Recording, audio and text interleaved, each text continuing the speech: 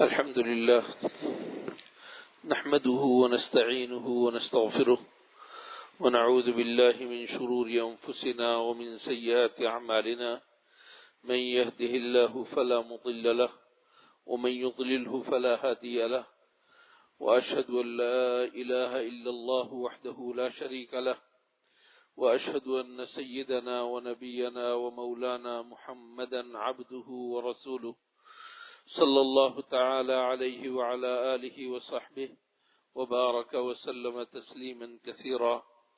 أما بعد، فقد قال الله سبحانه وتعالى: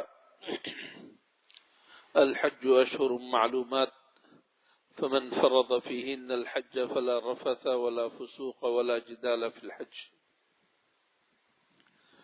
وقال رسول الله صلى الله عليه وسلم: من حج فلم يرفث ولم يفسق رجع كيوم ولدته أمه. وقال عليه الصلاة والسلام: العمرة إلى العمرة كفارة لما بينهما والحج المبرور ليس له جزاء إلا الجنة. محترم سامعین، بزرگان محترم، برادران عزیز، سب سے پہلے میں اللہ جل شانہ کا شکر ادا کرتا ہوں۔ اللہ تعالیٰ نے ہمیں مغرب کی نماز جماعت کے ساتھ پڑھ کے اپنے اس گھر میں اس کا مذاکرہ کرنے اور اس کا تذکرہ کرنے کے لیے ہمیں روک لیا، اور ہمارے دین کے ایک اہم ترین شعار، ایک بہت بڑے شعار اور رکن، اس کا تذکرہ کرنے کے لیے اللہ تعالیٰ نے ہمیں توفیق دی۔ اللہ تعالیٰ ہماری اس نشست کو قبول فرمائے، اللہ تعالیٰ ہمارے لیے اس نشست کو ذخیرہ آخرت بنائے، اور اللہ سے دعا ہے کہ اس نشست کو فائدہ مند بنائے۔ میرے دوستوں اور بزرگوں، حج کیا ہے؟ در حقیقت اللہ جل شانہ کے فرمان کو بجا لانے کے لیے اپنے آپ کو فنا کر دینے کا نام ہے۔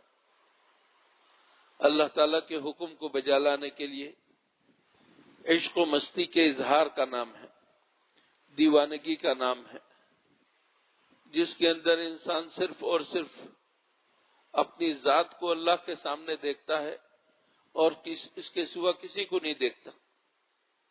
لوگ کیا کہیں گے، میں کیا کر رہا ہوں، اس چیز کو ملحوظ نہیں رکھا جاتا، بلکہ صرف یہ دیکھا جاتا ہے کہ اللہ نے مجھے کیا حکم دیا، اور اسی کے لیے اپنی ظاہری حیت کو چھوڑ دیتا ہے۔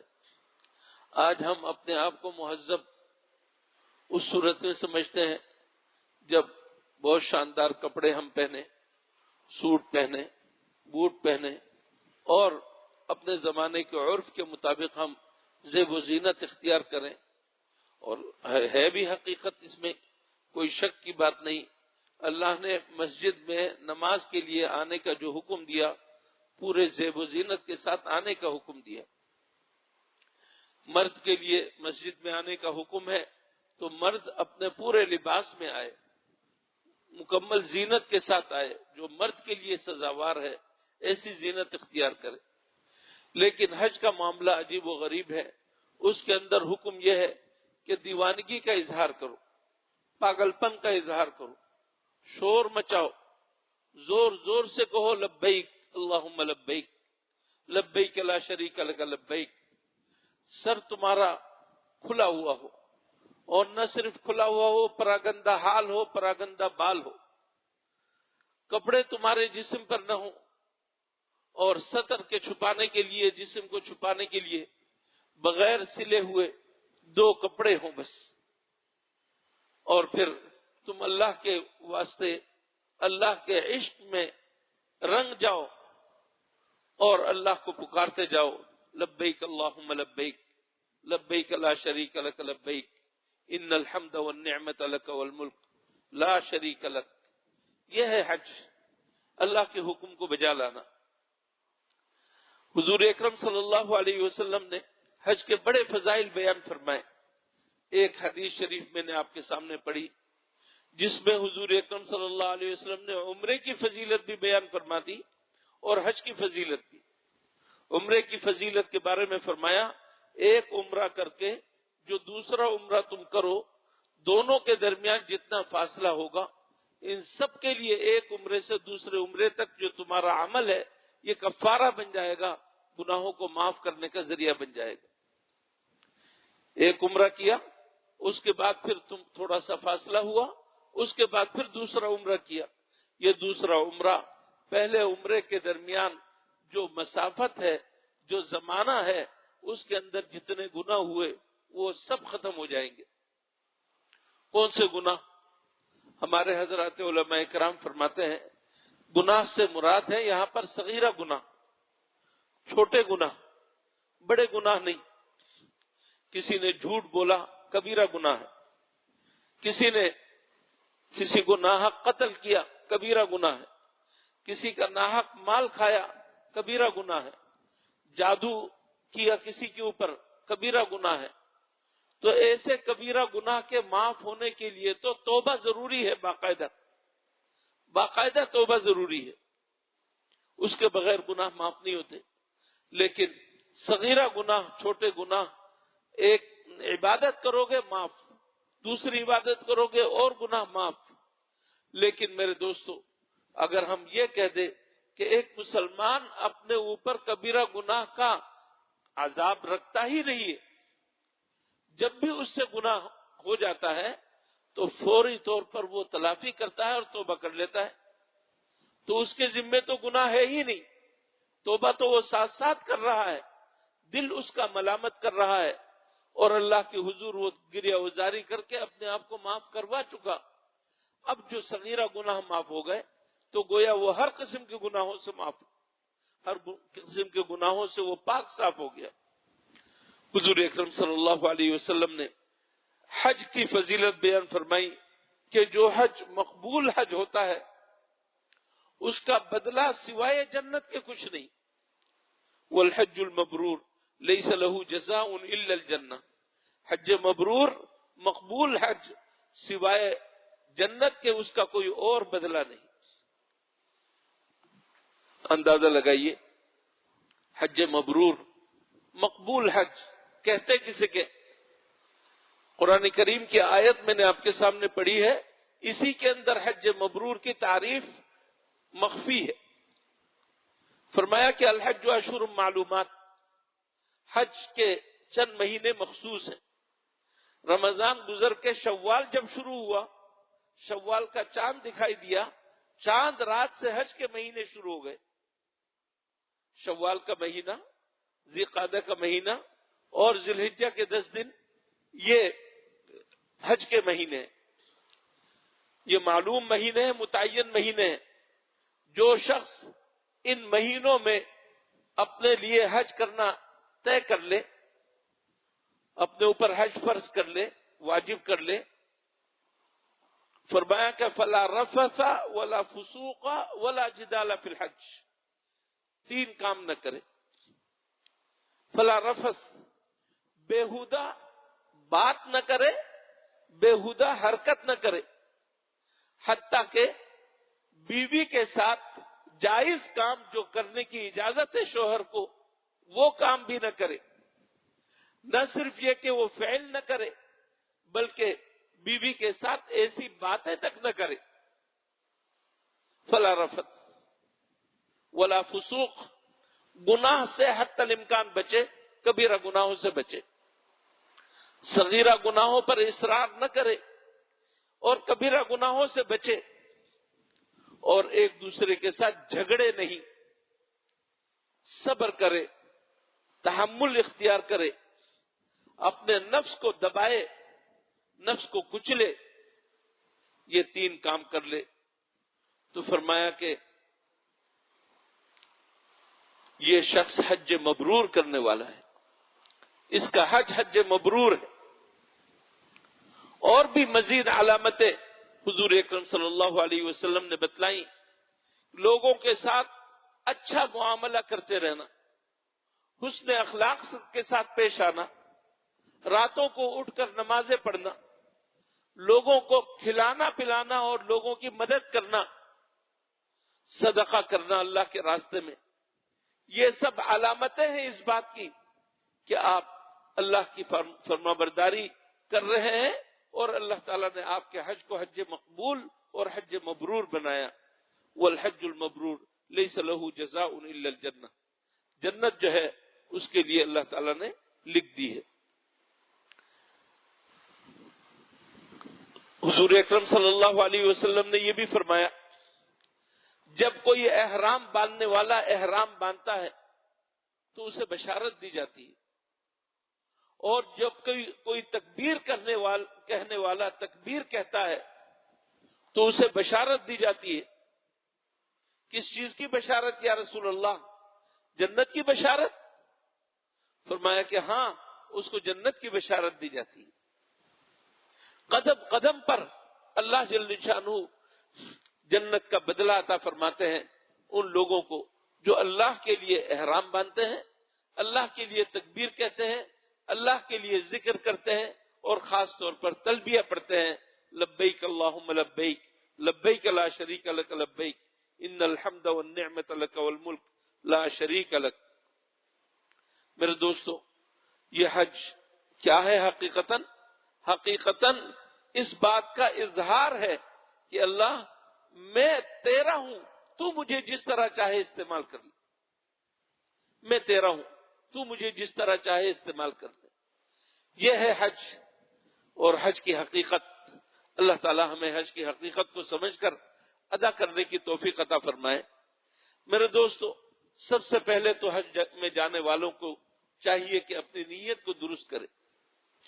نیت تو ہم کرتے ہی رہتے ہیں، یا اللہ تیری رضا کے لیے کر رہے ہیں، زبان سے ہم کہہ دیتے ہیں اللہ ہم تیری رضا کے لیے کر رہے ہیں، اس کے اندر اپنے دل کو مستحضر بھی کریں، اور دل کے اندر اس بات کو لا کر اپنے آپ کو پابند کریں، اس بات کا پابند کریں کہ ہم اللہ کی رضامندی کے سوا کوئی اور جہت، کوئی اور صورت قبول ہی نہیں کریں گے۔ اللہ کو ریاکاری پسند نہیں، اللہ کو دکھاوا پسند نہیں۔ بات بات پر مختلف انداز سے لوگ اپنی بڑائی ذکر کر دیتے ہیں، اللہ تعالیٰ کو یہ چیزیں پسند نہیں ہیں۔ لوگ تو ممکن ہے متاثر ہوں آپ کی عبادت سے، آپ کے زہد سے، لیکن اللہ تعالیٰ کو تو ہماری کسی عبادت کی ضرورت ہی نہیں ہے۔ لہذا اللہ کے سامنے اگر ہم جو عبادت پیش کر رہے ہیں اس کو لوگوں کے سامنے اظہار برتری کے لیے، اگر ہم برتری کو ظاہر کرنے کے لیے ہم اس کو استعمال کریں تو ایسی ہماری عبادت کی کوئی حیثیت نہیں۔ قرآن کریم میں اللہ کے نیک بندوں کا ذکر آیا ہے، والذین یؤتون ما آتوا وقلوبهم وجلة انہم الی ربہم راجعون۔ کچھ لوگ اللہ کے نیک بندے ایسے ہیں جو عمل کرتے ہیں اور ان کے دل دھک دھک کر رہے ہوتے ہیں، ڈر رہے ہوتے ہیں وہ لوگ کہ ہمیں اللہ کے حضور جانا ہے۔ اس آیت کو پڑھنے کے بعد صدیقہ کائنات حضرت عائشہ رضی اللہ تعالی عنہا نے حضور اکرم صلی اللہ علیہ وسلم سے پوچھا، یا رسول اللہ، اس آیت کا مطلب کیا ہے؟ عمل کر کے ڈرنے کا کیا مطلب؟ چوری چکاری کر کے، گندی حرکت کر کے، کوئی نافرمانی کر کے اللہ سے ڈرنا مقصود ہے؟ تو حضور اکرم صلی اللہ علیہ وسلم نے ارشاد فرمایا کہ نہیں، غلط کام کر کے اور گناہ کا کام کر کے ڈرنا مقصود نہیں، نیک کام کر کے، صدقہ اور زکوٰۃ دے کر، روزے رکھ کر، نمازیں پڑھ کر اور نیک کام کر کے ڈرنا مقصود ہے۔ کہ اپنے نیک کام کو تم بہت کام کی چیز سمجھ جاؤ اور حقیقتاً اس کے اندر جان ہی نہ ہو اور اللہ کے سامنے اسے پیش کرنے لگو۔ نہیں، ڈرنے کی ضرورت ہے۔ ہمارے عمل کی حیثیت ہی کیا ہے؟ ہم اللہ کے حضور جو بھی عمل پیش کریں، اللہ کا حق کیسے ادا ہو سکتا ہے؟ ممکن نہیں ہے۔ اس وجہ سے پیش نظر رکھنا چاہیے کہ ہمارا عمل اس قابل ہرگز نہیں ہے کہ ہم اللہ کے حضور پیش کریں۔ شباہت ضرور ہے، صورت ہم ضرور پیش کر رہے ہیں۔ کوئی آدمی جعلی چیز پیش کر کے، شباہت پیش کر کے، صورت پیش کر کے حقیقت کا مطالبہ نہیں کرتا کہ یہ چیز حقیقت ہے، یہ نہیں کہتا۔ اللہ کے حضور یہ کہتا ہے کہ اللہ میں اپنی بساط کے مطابق یہ صورت لے کر آیا ہوں، یہ شباہت لے کر آیا ہوں، تو اس کو حقیقت بنا کر قبول فرما لے۔ حج کا معاملہ بھی ایسے ہی ہے، نیت آپ کریں اور یہ عظیم عمل آپ انجام دینے کے لیے جائے، لیکن ساتھ ڈرتے رہے، کیونکہ لوگوں نے حج کو بہت بڑا عمل سمجھ لیا۔ آپ کو معلوم ہے حج آخری عمل ہے، دین کے جو ارکان ہیں ان میں بنیادی رکن نماز ہے۔ نماز ہے، کوئی شخص نمازی ہے اور 5 وقت نماز پڑھتا ہے، اپنے آپ کو نمازی بھائی نہیں کہتا، میں فلاں نمازی ہوں، لیکن ایک مرتبہ زندگی میں حج کرتا ہے، فوراً اپنے نام کے ساتھ حاجی لکھنا شروع کر دیتا ہے، حاجی فلاں، الحاج فلاں۔ کیا چیز ہے؟ معلوم ہوا وہ اپنے عمل کو کچھ سمجھ رہا ہے، اپنے عمل کو سمجھنے والا اپنے عمل کو ضائع کر دیتا ہے۔ اس وجہ سے ذرا ملاحظہ کرنے کی ضرورت ہے، دیکھنے کی ضرورت ہے کہ ہم اپنے عمل کو تو بہت بڑی چیز نہیں سمجھ رہے۔ دیکھیے اللہ کے نبی ہے حضرت ابراہیم خلیل علیہ السلام، اللہ کے کتنے بڑے نبی اور رسول ہیں۔ حضرت ابراہیم علیہ السلام کے آنے کے بعد جتنے بھی انبیاء کرام آئے سب حضرت ابراہیم علیہ السلام کی اولاد میں سے، ابو الانبیاء، رئیس الموحدین، اور جن کو اللہ نے سرٹیفکیٹ دیا کہ یہ کامیاب ہے۔ وَإِذِ ابْتَلَىٰ إِبْرَاهِيمَ رَبُّهُ بِكَلِمَاتٍ فَأَتَمَّهُنَّ، بیٹے کو ذبح کرنے کے لیے کہا، ذبح کر دیا انہوں نے اپنی طرف سے۔ اتنے بڑے امام، اتنے بڑے پیشوا، اتنے بڑے پیغمبر، اتنے بڑے رسول، دونوں باپ بیٹے کو حکم ہوا کہ بیت اللہ شریف کے نشانات مٹ رہے، ان نشانات کے اوپر، ان بنیادوں کے اوپر اس کی تعمیر کرو تم دونوں باپ بیٹے۔ حکم کس کا ہے؟ اللہ کا۔ کس کو دیا گیا؟ اللہ کے 2 جلیل القدر پیغمبروں کو، رسولوں کو۔ اور پھر عمل بھی کیسا؟ بیت اللہ شریف کی تعمیر کوئی معمولی عمل نہیں، قبول ہی قبول ہے۔ لیکن اللہ کے یہ دونوں نبی جب تعمیر کرنے لگے، تعمیر کرتے جاتے ہیں اور اللہ سے دعا کرتے جاتے ہیں۔ وَإِذْ يَرْفَعُ إِبْرَاهِيمُ الْقَوَاعِدَ مِنَ الْبَيْتِ وَإِسْمَاعِيلُ رَبَّنَا تَقَبَّلْ مِنَّا إِنَّكَ أَنْتَ السَّمِيعُ الْعَلِيمُ۔ اے ہمارے پروردگار ہم سے قبول فرما لے۔ وہ تو قبول ہے پہلے سے، لیکن اس کے باوجود ہمیں سکھانے کے لیے اللہ کے نبیوں نے یہ کہا ربنا تقبل منا انک انت السمیع العلیم۔ اپنے عمل کو کچھ نہیں سمجھا۔ یہی حضرت ابراہیم علیہ السلام، ان کو اللہ تعالیٰ نے الہام کیا، دعا سکھائی، اور قیامت کے دن کے لیے وہ دعا کر رہے ہیں وَلَا تُخْزِنِي يَوْمَ يُبْعَثُونَ۔ اے ہمارے پروردگار، اے میرے پروردگار، اے میرے رب، قیامت کے دن جب ہو اور سارے لوگ زندہ ہو کر آپ کے سامنے جمع ہوں، اس موقع پر مجھے رسوا مت کرنا۔ حضرت ابراہیم علیہ السلام سے کہلوا رہے ہیں، اور حضرت ابراہیم علیہ السلام کہہ رہے ہیں اللہ کے نبی اور رسول، رسولوں کے باپ اور موحدین کے سردار، اور ان کا ہر عمل اللہ تعالیٰ کے ہاں پسندیدہ، اور وہ معصوم ہیں، ان سے گناہ نہیں ہوتا، اس کے باوجود ان سے کہلوا رہے ہیں وَلَا تُخْزِنِي يَوْمَ يُبْعَثُونَ۔ اے اللہ مجھے رسوا مت کرنا قیامت کے دن جب لوگوں کو اٹھایا جائے۔ اندازہ لگا سکتے ہیں ہمیں جو تعلیم دی ہے، ہم اس تعلیم پر کتنا اتر رہے ہیں، کتنا عمل کر رہے ہیں۔ ہمیں اس بات کو پیش نظر رکھنا چاہیے کہ ہمارا عمل حقیقتاً کچھ نہیں۔ اس تمہید کے بعد میں اپنے مقصد کی طرف آتا ہوں کہ حج جو ہے، یہ جو عظیم رکن ہے، اس کو کس طریقے سے ادا کریں گے، اس کا بھی ظاہر ہے ایک طریقہ ہے، اور حضور اکرم صلی اللہ علیہ وسلم نے خذوا عنی مناسککم کہہ کر فرمایا کہ لو مجھ سے تم اپنے مناسک اور حج کے ارکان سیکھو کہ کس طریقے سے جو ہے حج ادا کریں گے۔ حضور اکرم صلی اللہ علیہ وسلم نے سکھایا اور امت نے اس کو سیکھ کر عمل کیا، اور آج بھی الحمدللہ یہ سلسلہ جاری ہے، اور انشاءاللہ قیامت کے قریب تک اللہ تعالیٰ کا جب تک حکم ہوگا یہ سلسلہ جاری رہے گا۔ میرے دوستو، ایک ہے اپنے طرز پر، اپنے طور پر منمانے انداز میں حج کرنا، عمل کرنا، اور ایک صورت یہ ہے کہ نہیں، اسی طریقے سے کرنا جس طریقے سے حضور اکرم صلی اللہ علیہ وسلم نے بتلایا. بڑا فرق ہے. کووڈ سے پہلے میرا حج کے لیے جانا ہوا. ہم سب احرام میں تھے.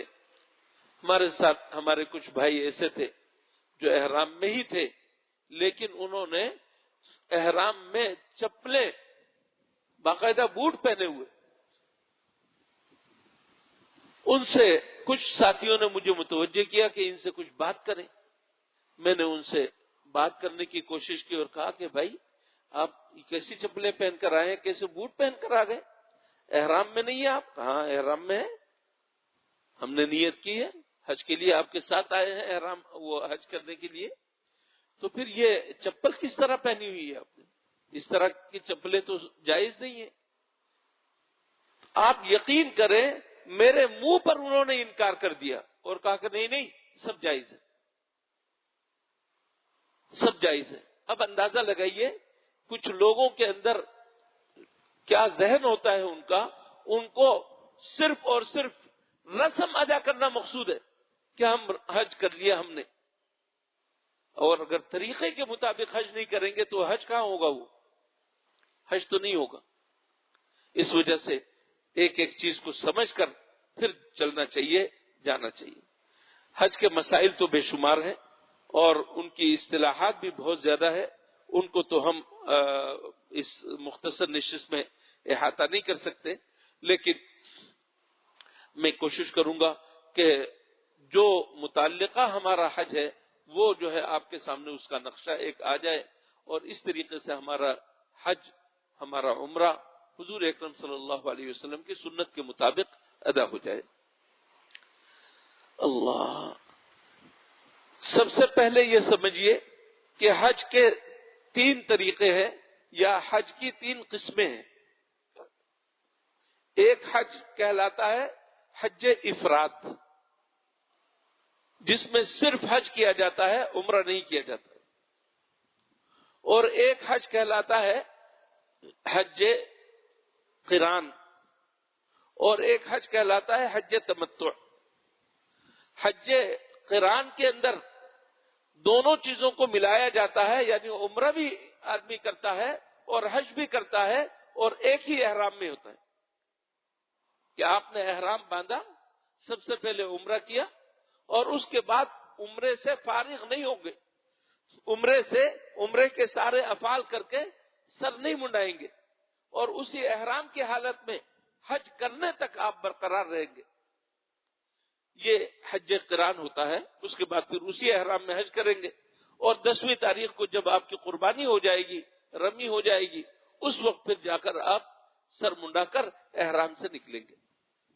یہ حج قران کہلاتا ہے، اور معلوم ہے کہ یہ مشکل کام ہے. افراد بھی ہمارے لیے مشکل ہے، اس وجہ سے کہ ہم کبھی 10 دن پہلے جا رہے ہیں، کبھی 20 دن پہلے جا رہے ہیں، کبھی 30 دن پہلے جا رہے ہیں، اور اب اسی احرام میں پورا حج کرنا اور 10ویں تاریخ 11ویں تاریخ کو جا کر اپنا احرام کھولنا، یہ معمولی بات نہیں ہے. ممنوعات احرام کا لحاظ رکھ کر چلنا بہت مشکل ہے. اس وجہ سے ہمارے پاکستان سے جتنے بھی حجاج جاتے ہیں عام طور پر حج افراد بھی نہیں کرتے اور حج قران بھی نہیں کرتے الا ماشاءاللہ. البتہ تیسری قسم کا حج وہ ہے حج تمتع، جس کے اندر ایک ہی سفر میں دونوں کام کرتے ہیں، یعنی عمرہ بھی کرتے ہیں اور حج بھی کرتے ہیں، لیکن الگ الگ. پہلے عمرہ کرتے ہیں اور عمرے کے تمام افعال سے فارغ ہو کر احرام کھول لیتے ہیں. اس کے بعد حج کے دنوں کا انتظار کرتے ہیں. حج کے دن جب شروع ہو جائے پھر حج کا احرام باندھتے ہیں اور حج کے افعال انجام دیتے ہیں. یہ طریقہ کہلاتا ہے تمتع کا. اور اسی طریقے کے اندر چونکہ آسانی ہے اس وجہ سے اسی کو اختیار کیا جاتا ہے. اس وجہ سے اسی کا طریقہ پہلے سمجھ لیجئے. سب سے پہلے میں نے عرض کیا کہ آپ کو عمرہ ادا کرنا ہوگا، اور عمرہ ادا کرنے کے لیے آپ کو احرام باندھنا ہوگا. عمرے کے اندر 4 چیزیں ہوتی ہیں.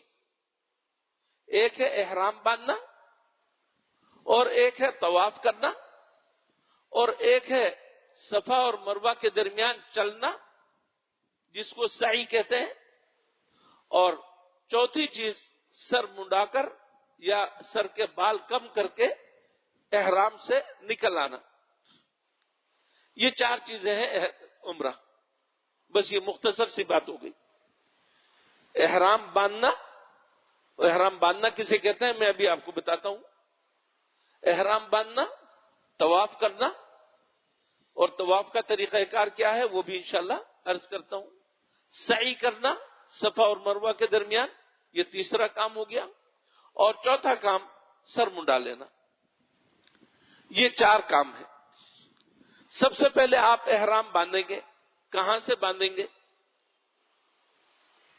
اللہ تعالیٰ نے حرم مکہ کی عزت اور حرمت کے لیے اس کے بارڈر مقرر کر دیے ہیں، حدود مقرر کر دیے کہ کوئی بھی شخص جو باہر سے آنے والا ہو اور حرم کے اندر داخل ہونے والا ہو، اس کے ذمہ لازم ہے یا تو عمرہ کرے یا حج کرے، احرام کے بغیر اندر نہ جائے. اور اس کے لیے حدود مقرر کر دیے اللہ تعالیٰ نے، اور یہ حدود اللہ کی طرف سے مقرر ہے، بندوں کی طرف سے حدود نہیں ہے.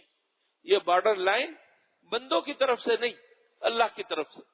باقاعدہ حضرت جبریل علیہ السلام کو بھیجا گیا اور انہوں نے نشاندہی کی، ان کے نشانات لگائے گئے، اور پھر حضور اکرم صلی اللہ علیہ وسلم نے فتح مکہ کے بعد پھر دوبارہ ان کی اثر نو نشاندہی کی، اور اپنے ایک صحابی کو بھیج کر ان تمام چیزوں کو اثر نو تجدید کر کے اس کی حدود متعین کی.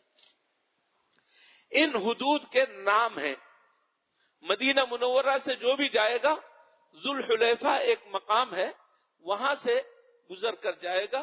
ذوالحلیفہ یہ میقات ہے، اس کو میقات کہتے ہیں. ذوالحلیفہ یہ میقات ہے، یہاں سے آپ بغیر احرام کے آگے نہیں بڑھ سکتے. اور یہ سب سے زیادہ فاصلہ حرم میں اور ذوالحلیفہ میں سب سے زیادہ فاصلہ ہے. یوں سمجھ لیجئے مدینہ منورہ سے لے کر مکے تک کا فاصلہ، آپ میں سے بہت سارے حضرات گئے ہیں، اب آپ کو اچھی طرح اندازہ ہوگا. اور اسی طریقے سے عراق کی طرف سے آنے والوں کے لیے ایک مقام ہے جس کو ذات عرق کہتے ہیں. نجد کی طرف سے آنے والوں کے لیے ایک مقام ہے جس کو قرن یا قرن المنازل کہتے ہیں. یمن کی طرف سے آنے والوں کے لیے یلملم ہے. اس طریقے سے چاروں طرف سے حدود مقرر ہے کہ ان حدود کے اندر کوئی احرام کے بغیر نہ جائے. ہم لوگ جو ان حدود سے باہر ہیں ہمیں کہتے ہیں آفاقی. اردو میں بھی استعمال ہوتا ہے افق، افق کی جمع آفاق. ہم آفاقی ہے، باہر کے اطراف کے، حدود کے اندر نہیں. دیکھیے یہ حد جہاں سے میقات شروع ہو کر حرم کی حد شروع ہونا، اور دوسری چیز ہے ایک ہے حرم کی حدود اور ایک ہے میقات کی حدود. میقات کو بغیر احرام کے گزرنا میقات سے جائز نہیں ہے، حرم کے اندر جانا بھی جائز نہیں ہے. حرم کی حدود الگ ہے اور میقات کی حدود الگ ہے. بیت اللہ شریف کو تو سبھی جانتے ہیں. بیت اللہ شریف کے ارد گرد ہے مسجد حرام، اور یہ مسجد حرام کے باہر مکہ مکرمہ کی حدود ہے. مکہ مکرمہ مکمل یہ حدود حرم کے اندر ہے. عرفات میں مسجد نمیرہ جو عرفات کی بڑی مسجد ہے، اس کا کچھ حصہ حرم سے خارج ہے اور باقی حصہ اکثر حصہ جو ہے حرم کے اندر داخل ہے. منا، مزدلفہ یہ حرم کے اندر داخل ہے. تو جو لوگ میقات سے باہر ہیں وہ آفاقی کہلاتے ہیں، اور جو میقات کے اندر رہنے والے ہیں لیکن حرم سے باہر، حرم ابھی شروع نہیں ہے، حرم سے باہر اور میقات کے اندر ہے، تو ایسے لوگ حلی کہلاتے ہیں. ایسے لوگ کیا کہلاتے ہیں؟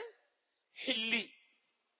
اور جو مکہ مکرمہ کی حدود کے اندر رہتے ہیں ان کو حرمی کہتے ہیں، حرم والے. تو ایک ہے حرم اور ایک ہے حل اور ایک ہے آفاق. باہر والوں کے لیے ان میقاتوں سے آگے بڑھنے کی گنجائش نہیں ہے بغیر احرام کے. لہذا آپ کو احرام باندھ کر جانا ہے. کہاں سے جانا ہے؟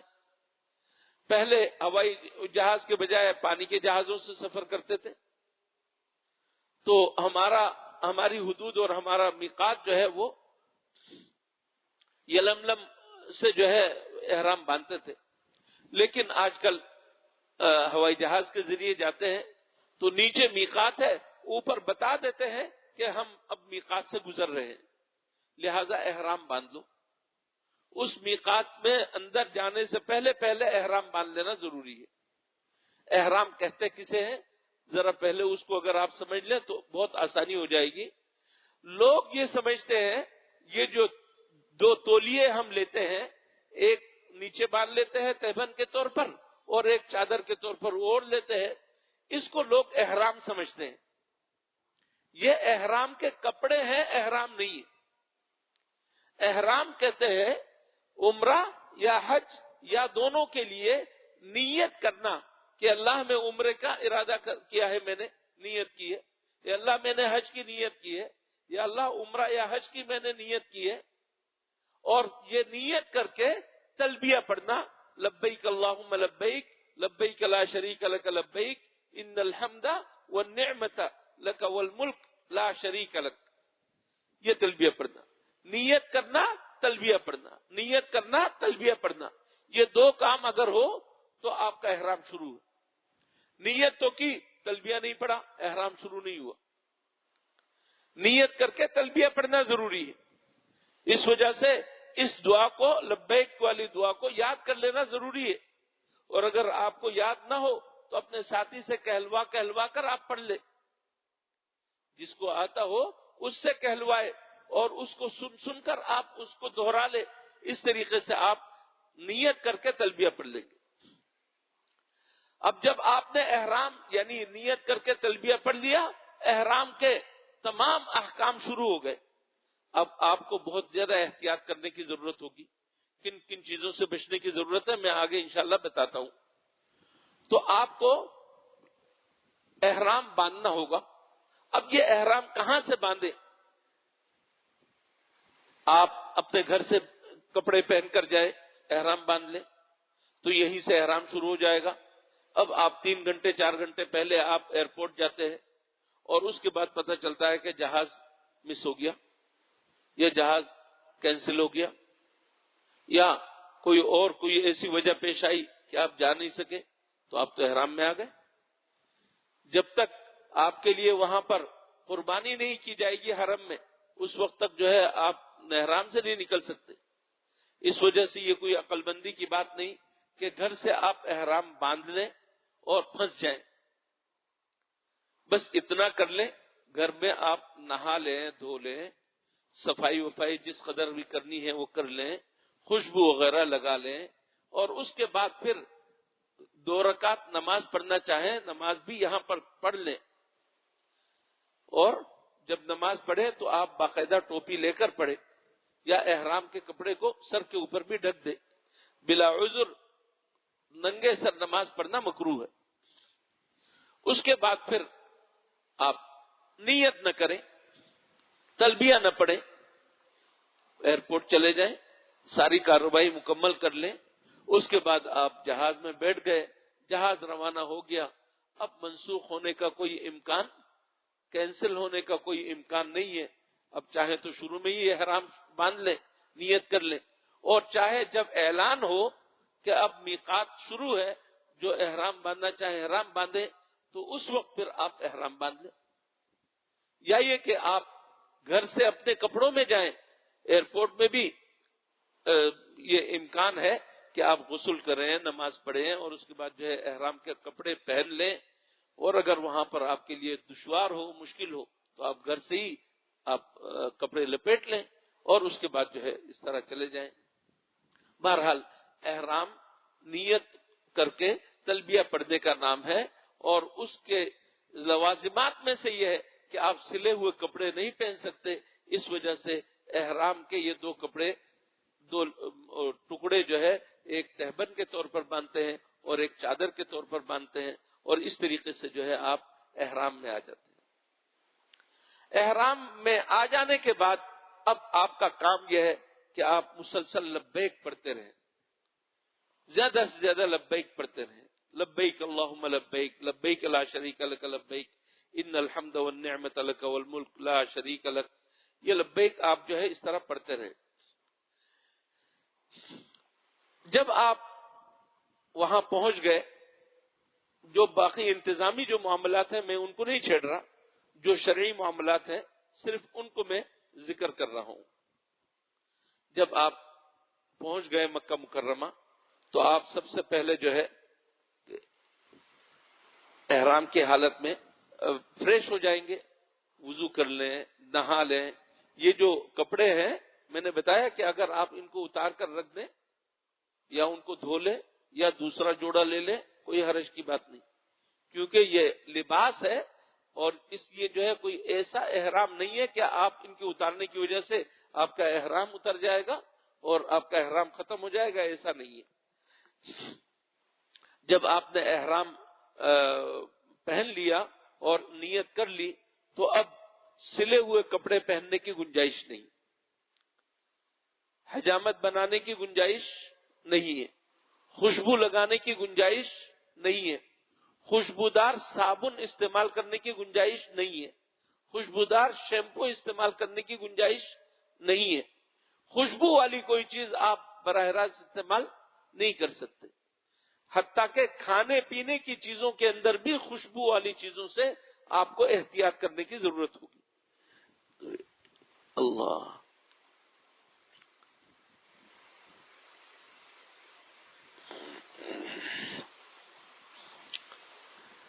نیت کرتے ہوئے میں نے عرض کیا کہ آپ یہ زبان سے اگر آپ اصل تو دل کے اندر نیت کو نیت کہتے ہیں، اگر زبان سے آپ کہہ دیں تو کوئی حرج کی بات نہیں، اگر عربی میں کہیں تو بھی درست ہے. اللہم انی ارید العمرہ، اللہم انی ارید العمرہ فیسرہا لی وتقبلہا منی. اس کو اردو میں آپ کہہ دیں، اے اللہ میں عمرے کا میں نے ارادہ کیا ہے، میں نے عمرے کی نیت کی ہے، اس کو میرے لیے آسان بنا دے، آسان کر دے اور مجھ سے قبول فرما لے. یہ جملہ جب آپ زبان سے کہہ دیں گے اور دل کے اندر نیت ہوگی تو اب جو ہے آپ کا احرام شروع ہو گیا. اور اس کے بعد جو ہے لبیک آپ پڑھیں گے. لبیک پڑھنے کے بعد درود شریف بھی پڑھ لیں، اور درود شریف میں سب سے افضل جو ہے وہ درود شریف وہی ہے جو ہم نماز میں پڑھتے ہیں، یا کوئی بھی درود شریف پڑھ لیں. اس کے بعد دعا کریں اور اللہ سے خوب دعا مانگیں. خاص طور پر یہ دعا پڑھ لیں تو بہت اچھا، نہ پڑھے تو کوئی حرج کی بات نہیں. اللہم انی اسألک رضاک والجنہ، اللہم انی اسألک رضاک والجنہ. اے اللہ میں تجھ سے تیری خوشنودی مانگتا ہوں اور جنت مانگتا ہوں. وَأَعُوذُ بِكَ مِنْ غَضَبِكَ وَالنَّارِ. اے اللہ اپنے غضب سے تو بچا لے، میں تیری پناہ لیتا ہوں تیرے غضب سے اور جہنم سے. یہ دعا پڑھ کے آپ جو ہے تلبیہ پڑھتے رہیں گے اور جو ہے آگے بڑھتے رہیں گے. ممنوعات کے اوپر جو ہے بہت زیادہ اہتمام کریں گے. آپ جب مکہ مکرمہ پہنچے تو ظاہر ہے پاک صاف ہو کر باوضو ہو کر ہی آپ کو عمرہ کرنا ہے، طواف بغیر وضو کے نہیں. سعی تو بغیر وضو کے بھی جائز ہے اگرچہ مناسب نہیں، لیکن طواف بغیر وضو کے جائز نہیں ہے. اس وجہ سے آپ اہتمام کے ساتھ جو ہے اپنے آپ کو فریش کر لیں، کیونکہ اتنا لمبا سفر آپ نے کیا. ہوٹل میں جائیں یا کسی بھی جگہ جہاں پر آپ ٹھہرے ہوئے ہیں وہاں جا کر اطمینان سے فریش ہو جائیں، اور اس کے بعد پھر آپ حرم کی طرف آئیں. اور جس دروازے سے پہلے تو ہر دروازے سے داخل ہونے کی اجازت تھی، لیکن اب جو انتظامیہ نے آپ کے لیے مخصوص دروازہ کر دیا ہے، لہذا اسی دروازے سے آپ جائیں گے اور تلبیہ پڑھتے جائیں گے، تلبیہ پڑھتے جائیں گے. جب آپ جاتے جاتے جاتے جاتے ایسے مقام پر پہنچ گئے جہاں سے بیت اللہ شریف نظر آئے، اب آپ تلبیہ چھوڑ دیں گے. اب بیت اللہ شریف آپ کے سامنے ہے، اللہ کی تجلی کا بہت بڑا مرکز آپ کے سامنے ہے. اب آپ اللہ جل شانہ سے جو دعا بھی کریں گے اس موقع پر انشاءاللہ اللہ تعالیٰ قبول فرمائیں گے. اس وجہ سے وہاں ایسی جگہ جہاں بیت اللہ شریف بھی دکھائی دے اور لوگوں کے آنے جانے میں بھی کوئی تکلیف کسی کو نہ ہو، ایسی جگہ کھڑے ہو کر آپ خوب دعا مانگے اللہ سے، اپنے لیے، اپنے گھر والوں کے لیے، اپنے علاقے والوں کے لیے، اپنے رشتہ داروں کے لیے اور اپنے ملک کے لیے، سب کے لیے جو ہے تمام مسلمانوں کے لیے دعا مانگے اور خوب دعا مانگے. اس وقت یہ دعا قبول ہوتی ہے. اس میں اور بھی جو دعائیں بھی ہیں لیکن وہ ضروری نہیں، ان میں سے کوئی بھی دعا جو ہے وہ ضروری نہیں ہے. اس وجہ سے اب آپ اطمینان سے جو ہے اب نیچے اتریں. اب نیچے جہاں پر طواف ہو رہا ہے بیت اللہ شریف کے ارد گرد، اس جگہ کو کہتے ہیں مطاف. مطاف کا مطلب ہے طواف کی جگہ، طواف کرنے کی جگہ، چکر لگانے کی جگہ. اب آپ آہستہ آہستہ لوگوں کو دیکھ رہے ہوں گے کہ کہاں سے شروع کر رہے ہیں، آپ بھی اس طرف جانا شروع کر دیں. طواف شروع ہوتا ہے حجر اسود سے. حجر اسود یہ سمجھ لیجئے کہ بیت اللہ شریف کے 4 کونے ہیں. ایک کونے میں حجر اسود ہے اور ایک کونے میں یہ کونا ہے، یہاں سے لے کر یہاں تک ایک حتیم، ایک احاطہ بنا ہوا ہے کھلا ہوا. یہ بھی بیت اللہ شریف ہے. اگر کسی کو اندر داخل ہونے کی نوبت نہ آئے، اس کے اندر داخل ہو کر نماز پڑھ لے تو ایسا ہی ثواب ہے جیسا کہ بیت اللہ شریف کے اندر پڑھنے کا ثواب ہے. تو اس احاطے کو حتیم کہتے ہیں. اس رکن کو کہتے ہیں، اس کونے کو کہتے ہیں رکن عراقی، کہ اس طرف عراق ہے. اور اس کے بالمقابل اس رکن کو کہیں گے رکن شامی، کہ اس طرف سیدھا اگر جائیں تو شام کا علاقہ ہے. تو ایک رکن عراقی ہے، ایک رکن شامی ہے. اور پھر اس کے بعد رکن شامی سے جب آپ اس کونے میں آئیں گے تو یہاں پر آپ دیکھیں گے غلاف کعبہ کا کچھ حصہ نہیں ہے اور بیت اللہ شریف کی دیوار دکھائی دے رہی ہے. یہ رکن اور یہ کونا کہلاتا ہے رکن یمانی. اس طرف یمن ہے. یہ 4 کونے ہیں. طواف شروع ہوتا ہے حجر اسود سے، لہذا آپ کو آنا چاہیے. اب جس دروازے سے آئے تو وہاں سے جو ہے آہستہ آہستہ آہستہ آہستہ بچا کر آپ حجر اسود کی طرف آئیں گے. حجر اسود میں رش ہے، قریب نہیں جا سکتے. پہلے کسی زمانے میں یہاں سے نیچے کالی پٹی ڈال دی تھی سیدھی، لیکن لوگوں کا اس قدر ہجوم ہے کہ کالی پٹی بھی غائب ہو جاتی ہے. لوگ اس قدر وہاں پر ہوتے ہیں. اس وجہ سے انتظامیہ نے وہاں پر گرین لائٹ لگا دی ہے. اس کے بالکل بالمقابل سبز بتی لگا دی ہے. اب آپ اس سبز بتی کی طرف جائیں گے اور حجر اسود کے بالکل بالمقابل جائیں گے. بالمقابل کا مطلب یہ ہے کہ جو کونا ہے، جو پٹی ہے، اس سے پہلے آپ رک جائیں گے کہ حجر اسود کا یہ جو کونا ہے، دائیں طرف کا کونا آپ کے دائیں کندھے کے برابر آ جائے. یہ نہیں کہ بالکل بالمقابل آ جائیں. یہاں آ کر آپ جو ہے سب سے پہلے رکیں گے اور استقبال قبلہ کریں گے. اپنے آپ کو بیت اللہ شریف اور حجر اسود کے رخ پر ڈالیں گے اور اس موقع پر بسم اللہ اللہ اکبر وللہ الحمد، بسم اللہ اللہ اکبر وللہ الحمد، بسم اللہ اللہ اکبر وللہ الحمد 3 مرتبہ یہ کہیں گے. اور اس کے بعد پھر استلام کریں گے. استلام کا مطلب ہے حجر اسود کو بوسہ دینا. چونکہ قریب میں اگر ہوں تو حجر اسود کو بوسہ دیں گے. اگرچہ احرام کی حالت میں وہاں خوشبو ہوتی ہے، احرام کی حالت میں بوسہ دینا ممنوع ہے. آپ بوسہ نہیں دے سکتے ویسے بھی رش کی وجہ سے. لہذا حکم یہ ہے کہ کوئی لاٹھی، کوئی عصا اس کو چھو کر اس کو بوسہ دے دے. لیکن وہ بھی ممکن نہیں ہے آج کل. اور اتنے دور سے حضور اکرم صلی اللہ علیہ وسلم نے فرمایا کہ اشارہ کر دو کہ اپنے ہاتھوں کو کندھوں تک اٹھاؤ اور اس کے بعد جو ہے پھر ان ہاتھوں کو چوم لو. یہ استلام ہو گیا. حجر اسود کو بوسہ دینا ہو گیا. اب آپ جو ہے اپنے آپ کو گھما لیں کہ آپ کا بایاں ہاتھ بیت اللہ کی طرف ہو، دایاں ہاتھ باہر کی طرف ہو. اور آپ نے اس پٹی جو پٹی ہے اس پٹی سے عین پہلے اپنے آپ کو گھما لیا. اور اب جو ہے آپ چلنا شروع کریں، طواف کرنا شروع کریں. اب طواف جو کرنا شروع کریں گے تو اس کے لیے کوئی مخصوص دعا متعین نہیں ہے،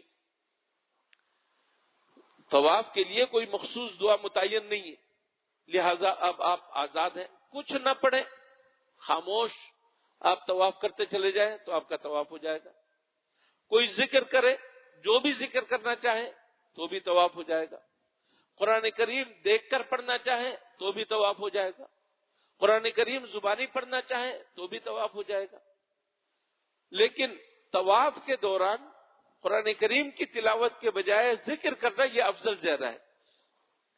اس وجہ سے ہمارے بزرگوں نے فرمایا تیسرا کلمہ بہت فضیلت والا کلمہ ہے، لہذا یہ پڑھتے رہے، سبحان اللہ والحمد للہ ولا الہ الا اللہ واللہ اکبر۔ اب طواف آپ نے شروع کر دیا، بیت اللہ شریف کو اپنے بائیں ہاتھ پر رکھیں گے، سارے لوگ اسی ہاتھ میں طواف کر رہے ہیں، آپ بھی اسی طریقے سے طواف کریں گے، اور سبحان اللہ والحمد للہ ولا الہ الا اللہ واللہ اکبر۔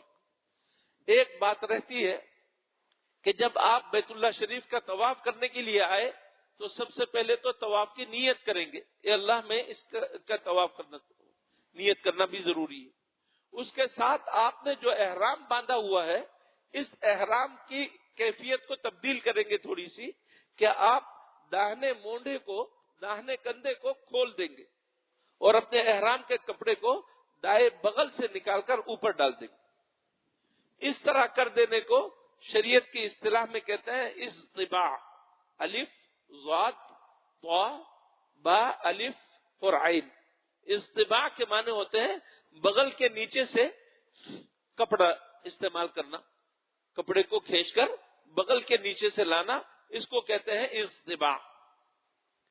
یہ اصطباع ضروری ہے طواف میں 7 چکروں میں، جب آپ احرام میں ہیں تو 7 چکروں میں آپ اصطباع کے ساتھ رہیں گے، اور اس کے بعد پھر جب آپ طواف شروع کریں گے تو شروع کے 3 چکروں میں آپ کو رمل کرنا ہوگا۔ یہ رمل کیا چیز ہے؟ رمل کا مطلب یہ ہے کہ آپ مونڈوں کو ہلائیں گے، خاص طور پر دائیں مونڈے کو ہلائیں گے، پہلوانوں کی طرح چلنے، اکڑ اکڑ کر چلنے کی کوشش کریں گے، تھوڑا تھوڑا اچھل اچھل کر چلنے کی کوشش کریں گے، ذرا تیز چلیں گے، یہ رمل ہے۔ اب اتنی ساری قیدیں اور وہاں پر اس قدر رش، کوشش کرے کہ آپ تھوڑا سا رک جائیں، جگہ خالی مل جائے تو آپ فوراً اسی طریقے سے کریں، آہستہ آہستہ آہستہ آہستہ آپ رمل ضرور کریں، اور اگر بالکل ممکن نہ ہو سکے تو انشاءاللہ طواف ہو جائے گا، کوئی حرج کی بات نہیں، لیکن حتی الامکان اس کی کوشش ہونی چاہیے کہ رمل ضرور ہو۔ 3 چکروں میں رمل ہے، 3 چکروں کے بعد رمل نہیں ہے، استباع برقرار رہے گا، اور جب تک 7 چکر پورے نہ ہو جائے۔ اب آپ نے استباع کیا، رمل بھی کرنا شروع کیا، سبحان اللہ والحمد للہ ولا الہ الا اللہ کہہ کر آپ نے یہاں سے شروع کیا۔ اب آپ کے لیے ادب یہ ہے کہ آپ طواف کے دوران بیت اللہ کی طرف نظر نہ کریں، نظریں نیچی رکھیں اور طواف کرتے رہیں، نظریں نیچی رکھیں، طواف کرتے رہیں۔ حتیم کے درمیان سے آپ چکر نہ لگائیں، بلکہ اس کو حتیم سمیت آپ کو چکر لگانا ہے۔ اگر درمیان سے کریں گے تو آپ کا طواف نہیں ہوگا، پیچھے سے جانے کی ضرورت ہوگی۔ اور جب آتے آتے آپ رکن یمانی پر آ گئے اور آپ بالکل بیت اللہ شریف کے ساتھ ہی چل رہے ہیں، چھونا ممکن ہے تو آپ صرف اس کو چھو لیں گے بس، اور کچھ کرنے کی ضرورت نہیں دائیں ہاتھ سے، اور اس کی طرف رخ کرنے کی ضرورت بھی نہیں۔ لیکن اگر آپ قریب نہیں ہیں تو اس کو چھونے کی ضرورت بھی نہیں، اور وہاں کوئی تکبیر پڑھنے کی بھی ضرورت نہیں ہے۔ وہاں سے گزر کر آتے ہوئے وہاں سے اب آپ دعا تبدیل کر لیں گے، پہلے سبحان اللہ والحمدللہ پڑھ رہے تھے، اب آپ پڑھیں گے ربنا آتنا فی الدنیا حسنہ وفی الآخرۃ حسنہ وقنا عذاب النار۔ یہ آپ پڑھتے رہیں گے یہاں تک کہ پھر دوبارہ حجر اسود کے سامنے آ جائیں گے، اور حجر اسود کی طرف استقبال کرنا چاہے کریں، ورنہ ہاتھ اٹھائیں اور استلام کریں، استلام کر کے منہ ہاتھوں کو چوم لیں، اور اس کے بعد پھر دوسرا چکر شروع۔ یہ جو پہلا چکر ہوا آپ جس طریقے سے گننا چاہیں گنیں، لیکن بہتر یہ ہے کہ چھوٹی سی تسبیح آتی ہے 7 دانوں کی، اس کو جو ہے استعمال کریں تو زیادہ بہتر ہے، کیونکہ عام طور پر ہوتا ہی ہے کہ پھر آدمی بھول جاتا ہے میں نے کتنے چکر میرے پورے ہوئے ہیں. اس وجہ سے یہ دانہ اگر استعمال کر لیں، تسبیح استعمال کر لیں تو آپ عافیت میں رہیں گے. تو پہلا چکر ہو گیا، پھر اس کے بعد اسی طریقے سے پھر دوبارہ دوسرا چکر، پھر اس کے بعد تیسرا چکر. 3 چکر پورے ہو گئے تو رمل آپ کا ختم ہو گیا. اس کے بعد پھر آپ معمول کے مطابق چلیں گے. اب اچھل کر چلنے کی ضرورت نہیں ہے، مونڈے ہلانے کی ضرورت نہیں ہے. چوتھا چکر، 5واں چکر، 6واں چکر اور پھر 7واں چکر. آپ ہر چکر میں استلام کر رہے ہیں، اس کی طرف اشارہ کر کے حجر اسود کی طرف اپنے ہاتھوں کو چوم رہے ہیں. سب سے پہلے کیا، اس کے بعد ایک چکر پورا ہونے کے بعد کیا، یہ دوسرا ہو گیا. دوسرا چکر کے بعد پھر کیا، یہ تیسرا استلام ہوا. تیسرے چکر کے بعد کیا، چوتھا استلام ہوا. 7ویں چکر میں 8 دفعہ استلام ہوا. 7واں چکر جب پورا ہوا تو آپ کے 8 استلام ہو گئے. یہ آپ کا طواف پورا ہو گیا. اب آپ کو کیا کرنا ہے؟ اگر گنجائش ہو، ممکن ہو، تو آپ بیت اللہ شریف کی طرف جائیں. حجر اسود سے متصل جو جگہ ہوتی ہے، بیت اللہ شریف کا دروازہ اور حجر اسود دونوں کے درمیان کی اس جگہ کو کہتے ہیں ملتزم. یہاں پر آدمی اپنے آپ کو چپکا دیتا ہے اور وہاں ممکن ہو سکے تو اپنے ایک گال کو، رخسار کو دیوار کے ساتھ لگا دے اور خوب رو رو کر اللہ سے دعا کرے. اس جگہ دعا قبول ہوتی ہے. لیکن اس وقت جب کہ آپ کو موقع ملے، اگر وہاں پر موقع نہ ملے تو دروازے کے ساتھ، چوکھٹ کے ساتھ بھی موقع مل جائے تو وہاں پر بھی آپ دعا کر لیں. اور اگر وہاں بھی موقع نہ ملے تو آپ کسی بھی جگہ دعا کر لیں. اس کے بعد پھر آپ کو 2 گانا طواف ادا کرنا ہے. یعنی طواف، ہر طواف کے بعد 2 رکعتیں واجب ہیں پڑھنا.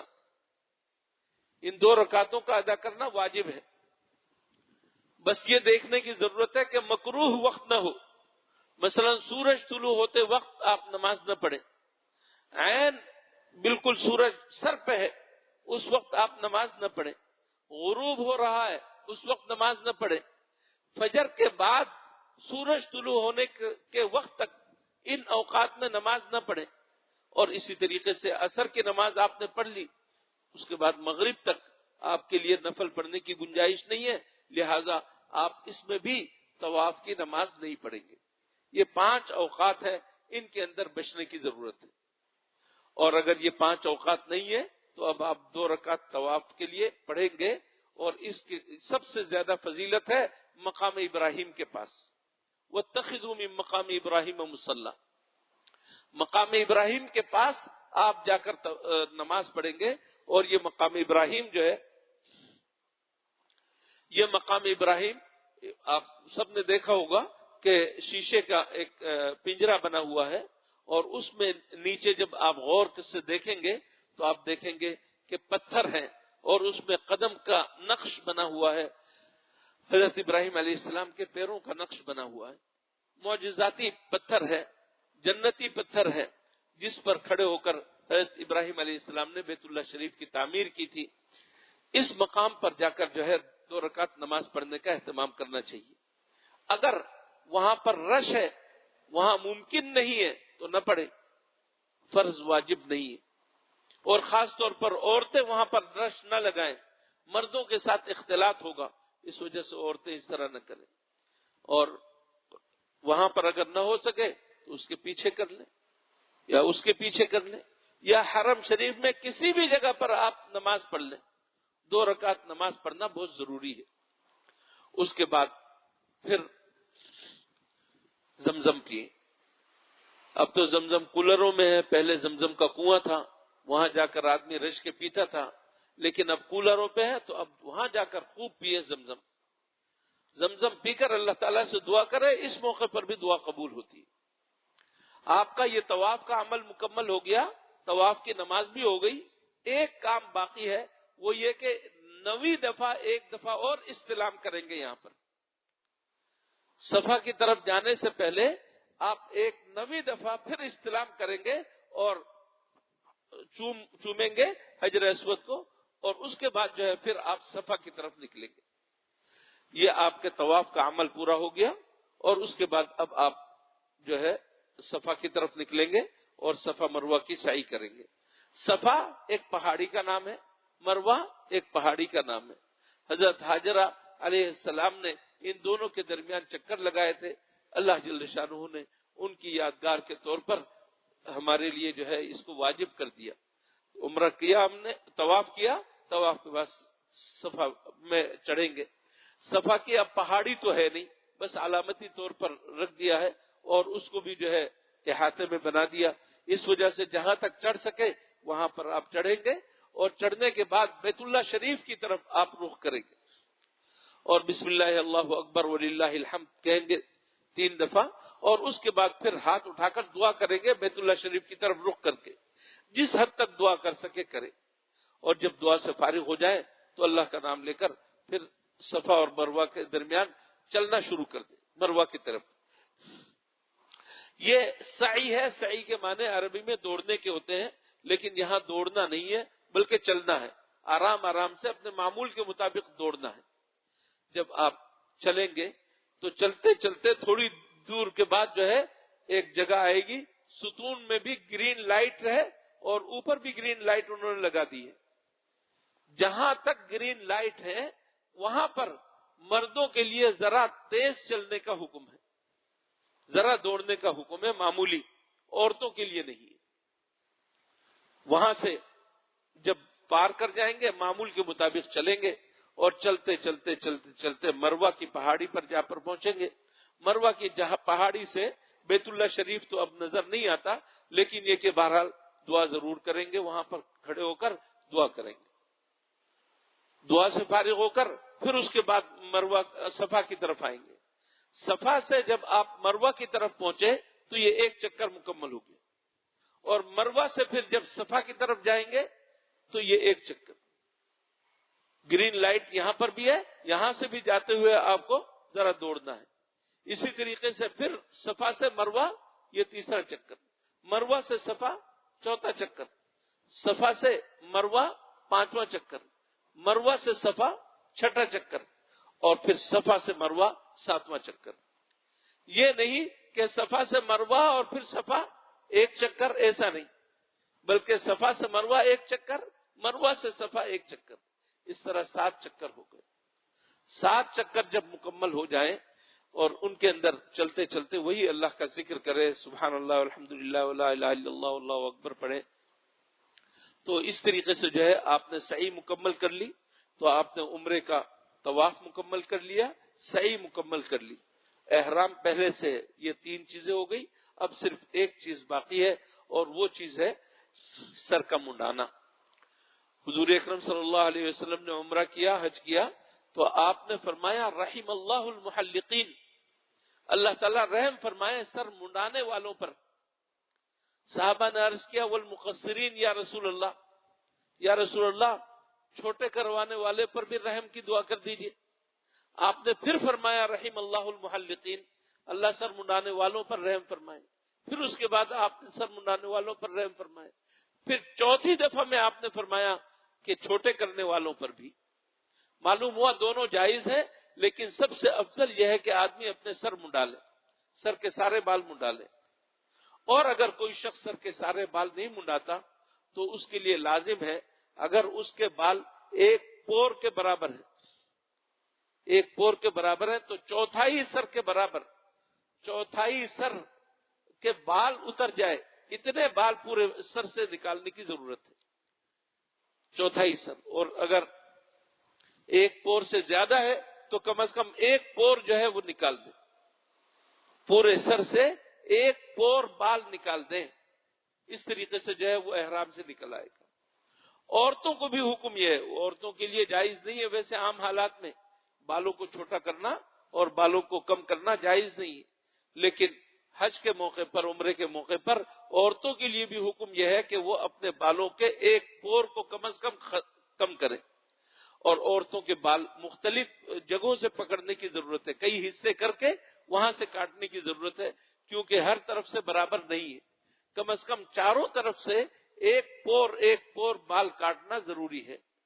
اور جب آپ صحیح سے فارغ ہو گئے، صرف حلق یعنی سر منڈانا اور کتروانا رہ گیا، تو ایک دوسرے کے سر منڈا سکتے ہیں۔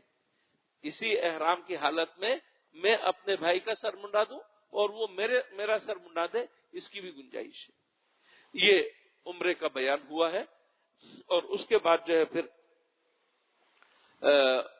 آپ جو ہے عمرے سے نکل گئے، یعنی احرام سے نکل گئے، اور احرام کی حالت میں جو ہے نہیں رہیں گے، اپنے صحیح کپڑے پہن لیں گے، ہوٹل میں رہیں گے یا جہاں بھی آپ کا ٹھکانہ ہے وہاں رہیں گے۔ جس حد تک ہو سکے آپ بار بار آپ حرم میں حاضری دیں گے، وہاں پر نمازیں پڑھیں گے، طواف جس حد تک ہو سکے آپ کریں گے۔ یہ عمل ہوگا ہوتے ہوتے اس وقت تک جب تک کہ حج کا وقت نہ آ جائے، اور حج کا وقت آتا ہے 8 ذی الحجہ کو۔ میں ذرا تفصیل تو نہیں بتا سکتا، لیکن یہ کہ مختصر انداز سے میں بتا دوں، 8 ذی الحجہ کو آپ احرام باندھیں گے، جہاں ہیں وہیں سے، مکہ مکرمہ میں جہاں ہے وہیں سے، ہوٹل سے باندھنا چاہے ہوٹل سے، حرم سے باندھنا چاہے حرم سے، حتیم کے اندر سے باندھنا چاہے حتیم کے اندر سے، آپ حج کے لیے احرام باندھیں گے۔ اور احرام باندھنے کا طریقہ وہی ہے کہ نیت کر کے تلبیہ پڑھیں گے، 2 رکعت نماز پڑھیں گے، اور اس کے بعد جو ہے نیت کر کے تلبیہ پڑھیں گے تو آپ کا احرام شروع ہے۔ احرام کے ممنوعات یہ سب جاری ہیں۔ اور اب آپ 8 تاریخ کو مینا جائیں گے۔ مینا میں آپ کو فجر کی نماز تو آپ نے مکہ میں پڑھ لی، اب مینا میں جا کر آپ کو ظہر کی نماز پڑھنی ہے، عصر کی نماز پڑھنی ہے، مغرب کی نماز پڑھنی ہے، عشاء کی نماز پڑھنی ہے، 4 نمازیں اس دن پڑھنی ہے، اور پھر رات وہی گزارنا ہے، باہر ادھر ادھر نہیں، مینا ہی میں رات گزاریں گے، اور دوسرے دن صبح فجر کی نماز پڑھیں گے، اور اس کے بعد جب سورج طلوع ہو جائے تو اس کے بعد وہاں سے نکلنے کی کوشش کریں گے، اور زوال سے پہلے یا زوال تک ہم عرفات جا پہنچیں گے۔ عرفات میں پہنچ گئے تو اب عرفات یہ ہے اصل الحج عرفہ، حج کا سب سے بڑا رکن سمجھ لیجیے یہ عرفات میں۔ عرفات میں کیا کریں گے؟ آپ اپنے اس میں رہیں گے، یعنی اپنے خیمے میں رہیں یا اپنی حدود میں رہیں، اور عرفات میں ایک مسجد نمیرہ ہے، وہاں پر حج کا خطبہ بھی دیا جا رہا ہوگا، وہاں پر ظہر عصر دونوں نمازیں ایک ساتھ بھی پڑھ رہے ہیں۔ میں ذرا جلدی مناسک مکمل کرا دوں۔ آپ عرفات میں گئے تو وہاں پر اپنی جگہ پر ظہر کی نماز، اور اپنے وقت پر ظہر کی نماز، اپنے وقت پر عصر کی نماز پڑھیں گے، احتیاط اسی میں ہے۔ ورنہ اگر آپ امام المسلمین کے پیچھے جائیں گے، مسجد نمیرہ اور عرفات کے جو حج کے جو امام ہیں ان کے پیچھے جائیں گے، وہاں پر دونوں نمازیں ایک ساتھ ہوتی ہیں، لیکن وہ مسافر ہیں یا نہیں، ہر صورت میں قصر پڑھتے ہیں، جبکہ آپ جو ہے مسافر نہیں ہیں تو ایسی صورت میں آپ کے ذمے آپ قصر نہیں پڑھیں گے۔ اس وجہ سے احتیاط اسی میں، اور مشکل بھی ہے کہ وہاں پر آپ سب کے سب جائے، تو اس وجہ سے جو ہے اپنی اپنی جگہ پر ظہر اور عصر کی نماز پڑھیں گے۔ ظہر کے بعد دھوپ میں ہو تو بہت بہتر، ورنہ خیمے میں ہی اپنی جگہ پر کھڑے ہو کر اللہ جل شانہ سے دعا کرنے کی ضرورت ہوتی ہے۔ یہی وقوف عرفہ کہلاتا ہے، وہاں پر پہنچ جانا ہی وقوف عرفہ ہے، کھڑے ہو کر دعا کرنا اصل وقوف عرفہ ہے۔ زوال کے بعد حضور اکرم صلی اللہ علیہ وسلم نے بہت زیادہ دعا مانگی، اور یہ سلسلہ جاری رہنا چاہیے، خوب دعائیں ہونی چاہیے جب تک آپ کی قوت جو ہے وہ ساتھ دے، تو آپ دعا کریں۔ اس کے بعد عصر کا وقت ہو جائے، عصر کے بعد پھر دعا وغیرہ کرے، اس طرح ہوتے ہوتے مغرب کا وقت ہو جائے، تو مغرب کے بعد، مغرب کا سورج غروب ہو جانے کے بعد عرفات کی حدود سے نکلنے کی گنجائش ہے، ورنہ نہیں۔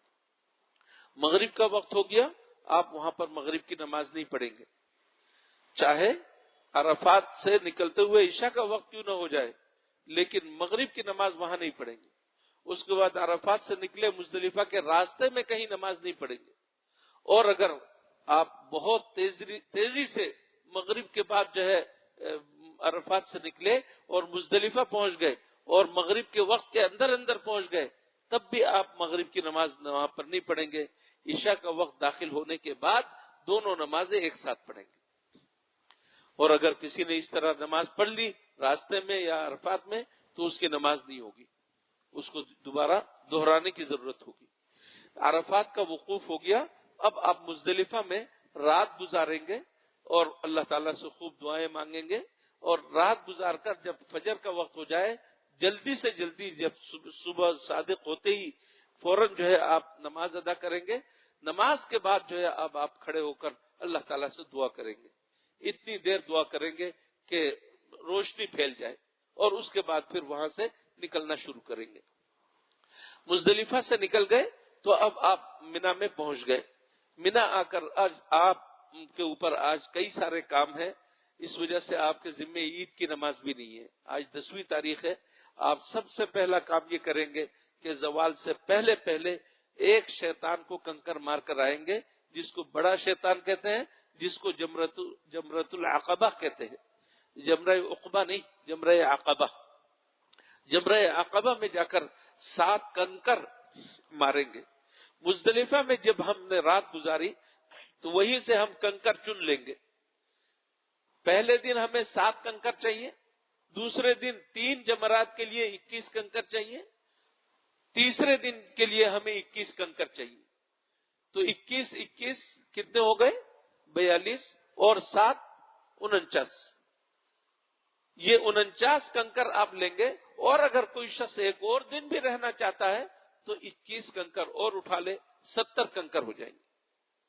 70 کنکر لے کر آپ جو ہے وہاں سے جائیں گے، اور اس کے بعد جو ہے پہلے دن صرف ایک کو ماریں گے. آپ شیطان کو کنکر مار کر فارغ ہو گئے. اب آپ کے ذمہ لازم ہے کہ آپ قربانی کریں. قربانی آپ خود نہیں کر سکتے، جس کو بھی کہیں. بہرحال قربانی کے بارے میں حتمی طور پر معلوم ہو جائے تو اب آپ اپنے بالوں کو کتروا کر یا منڈا کر آپ احرام سے نکل آئیں گے اور اپنے لباس پہن لیں گے.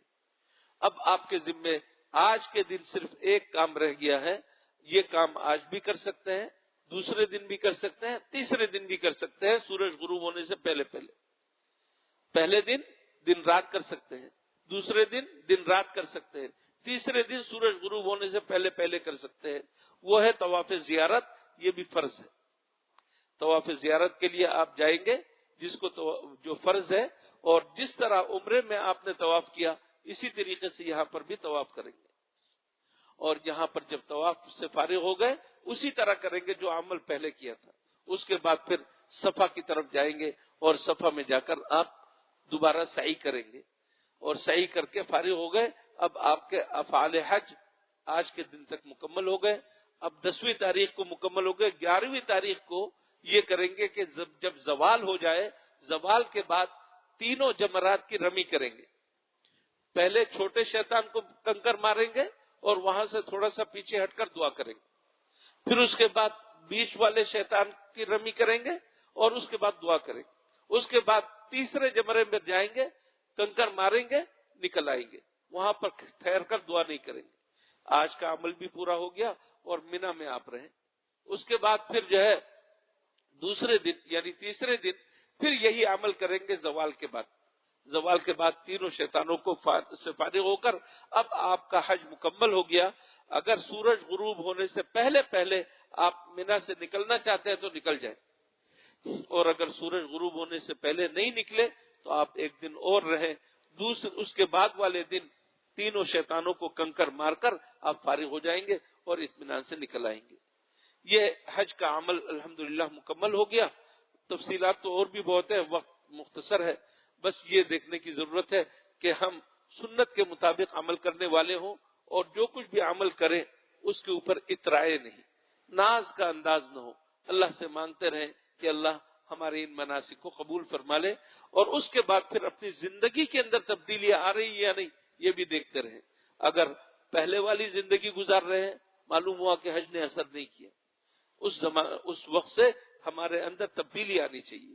اللہ تعالی ہمیں صحیح سنت کے مطابق تمام اعمال اور مناسک کو ادا کرنے کی توفیق عطا فرمائے. وآخر دعوانا الحمدللہ رب العالمین. اللهم لك الحمد لله نحصي ثناء عليك انت كما اثنيت على نفسك اللهم صل على محمد النبي الأمي وعلى آله وصحبه وبارك وسلم يا حي يا قيوم برحمتك نستغيث اصلح لنا شأننا كله ولا تكلنا إلى أنفسنا طرفة عين. یا اللہ ہماری مغفرت فرما دے، ہمارے والدین کی مغفرت فرما دے، ہمارے احباب رشتہ دار متعلقین بھائیوں بہنوں کی مغفرت فرما دے. یا اللہ ہمارے لیے سفر کو آسان فرما دے. یا اللہ تمام حاجیوں کے تمام مناسک کو قبول فرما لے. یا اللہ عافیت کے ساتھ یا اللہ تمام مناسک ادا کرنے کی توفیق عطا فرما دے. پورا سفر عافیت کا سفر بنا دے. یا اللہ یا رحمان یا رحیم یا ذا الجلال والاکرام. حضور اکرم صلی اللہ علیہ وسلم نے جس قدر خیر طلب فرمائی وہ تمام خیر ہمیں عطا فرما دے. جس قدر برائیوں سے پناہ مانگی ان تمام برائیوں سے ہماری حفاظت فرما دے. ربنا تقبل منا انك انت السميع العليم وتب علينا انك انت التواب الرحيم. وصلى الله تعالى على خير خلقه محمد وعلى اله واصحابه اجمعين برحمتك يا ارحم الراحمين.